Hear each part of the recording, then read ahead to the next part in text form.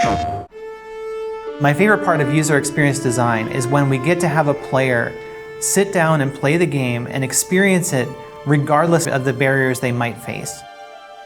Seeing players just overjoyed at the experience is one of the things that brings absolute joy to my heart.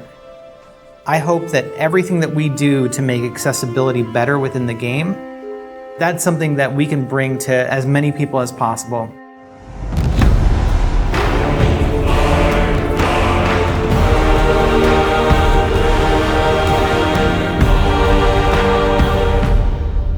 I'm Mila Pavlin, and I'm the lead UX designer on God of War Ragnarok. My name is Sam Chaffel. I'm the Associate UX Accessibility Designer. My name is Zhou Xuanyi. I'm a rendering programmer. Hi, I'm Kate Marlin, Senior Producer of the Gameplay team.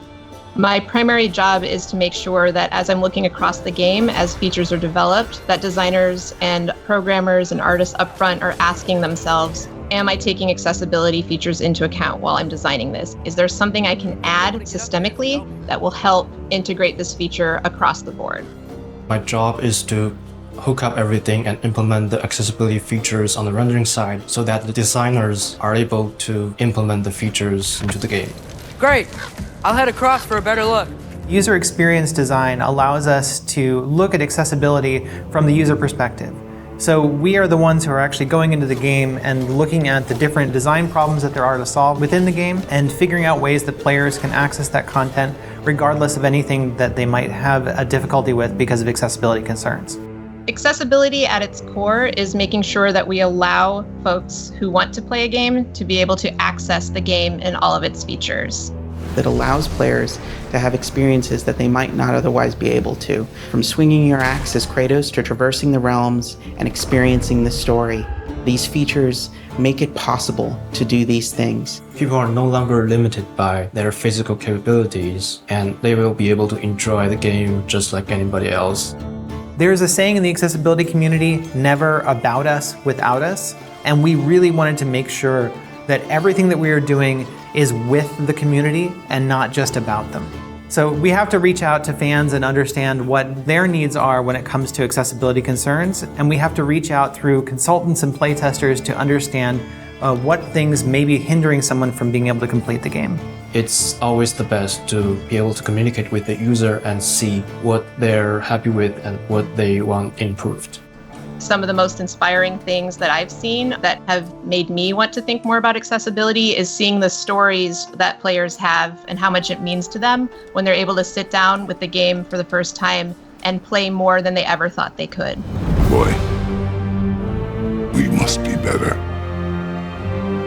You must never forget that. With the last God of War, we ended the game understanding that there were major problems with the way that we were designing for accessibility. Based on community feedback from the last title, we've incorporated several features into this title to make the experience more accessible.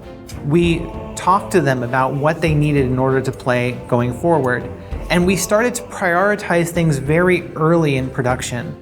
I think that was one of the biggest lessons we learned, is that early production, making sure that we have everything in place at the beginning of the development cycle. If you're trying to bake a blueberry muffin, you don't wait until the end to put the blueberries in. You make sure that it's in the batter. And with accessibility, we needed to make sure that we put those blueberries into the batter at the beginning so that they could bake in and we would have accessibility at the end. By having controller remapping, by having assists for things that seem trivial, we allow people to get past those blockers and experience it in a way that it's intended. The features that I am most excited for players to try out are the combat assists. I think that these are just amazingly fun to use. In the last title, we had a feature called Recenter on Attack. Every time you'd hit an enemy, the camera would make sure that enemy was centered. When we're looking at God of War Ragnarok, we've expanded those combat options to allow for recenter on swing, which means that as you swing your axe in combat, you're going to slowly orient towards a different enemy. This is one of my personal favorite features because every time you swing the axe or swing the blades, the camera recenters towards the enemy. This allows players to go into a space, and if you have limited mobility or if you're unable to utilize the look controls, you can still target different enemies even though you're not hitting them. One of the most important areas of innovation that we have on God of War Ragnarok would be the increased controls access that we've allowed. So, for example, players are now more able to remap the controller and choose from a wider range of presets. The feature that I'm most excited for players to try is the Collector's Mode. Collector's Mode highlights collectible objects in the game, such as ravens, so that they're much easier for players to find. I'm excited for players to try various features that we've created, from high contrast mode to traversal assist, auto pickup to navigation assist. Navigation assist was one that I particularly am proud of because we went from not being able to have someone navigate through the game at all to having someone be able to navigate using just a navigation assistance ping. So we looked at games like The Last of Us Part 2 and how they were navigating players through their world with low vision play. And we took our own internal compass system and were able to actually allow players to rotate their camera towards the compass and navigate to their next objective. Other features to look out for would be subtitle customization. So, for example, you can color the subtitle differently from the speaker, and you can even have the speaker name show up or turn that off if you don't like to see that speaker name in front of there. You can set a background for the captions. So when you're seeing the text, if you need more contrast behind the text, that's an option that's added in there. Another cool, exciting feature that we added was directional indicators to our captions and subtitles. So wherever a noise caption is coming from, the arrow will be pointing to it. So if there's a character speaking and you see the subtitles on the screen, there will be an arrow pointing out also where that character is relative to the player's camera. All these features will enable players to experience the game in different ways and adjust the challenge to their needs.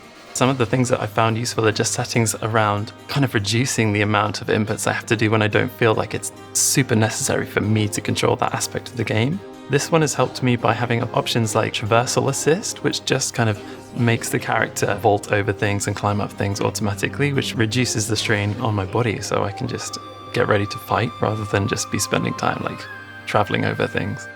I think a big misconception people have about accessibility features is that they're only applied to certain people. It's not about making a game easy. It's not about adding cheats. Accessibility controls are beneficial for everyone. It's beneficial for people with disabilities to be able to better engage with the game, but also open up those menus and see what they can do for you. People think accessibility means easy mode, and it is absolutely not about easy mode. If someone is unable to use their hand, for example, it doesn't mean that they want a lower difficulty. They just need to be able to set the controls in a way that allows them to use the controls differently. I'm partially deaf, so I can only hear out of my right side. The fact that they had audio panning made me really, really happy because I still can feel vibrations through my left. So I just channeled more of the audio through to my right side, which enabled me to hear everything just kind of better. Growing up playing games one-handed was very challenging. Early games didn't have all the accessibility features that games like God of War Ragnarok and The Last of Us Part 2 have. There's a stronger motivation there to be a better developer and a better designer when you know that you are making people's lives better by allowing them to play. The future of accessibility in video games is very exciting. As we continue to innovate and the conversation grows, the experience just gets better for everyone. My hope is that it will expand beyond our current audience to include everyone. The more every studio takes in information about what can make accessibility better, the more we can inspire each other and the better we can make all of our games more accessible. I really have a high vision of making games that are not just accessible in the way that you can just get through them, but that they're accessible in a way that they are enjoyable and create more choice for players. When we look at the way that the industry is turning, we're moving away from this idea of let's just get the player through the game and more into how can we make an accessible game the most enjoyable experience, and how can we integrate these things into our games at a core level so that every player has access to those things. And as we expand that, I think that we're going to see an industry that is not only more accessible but is more enjoyable overall.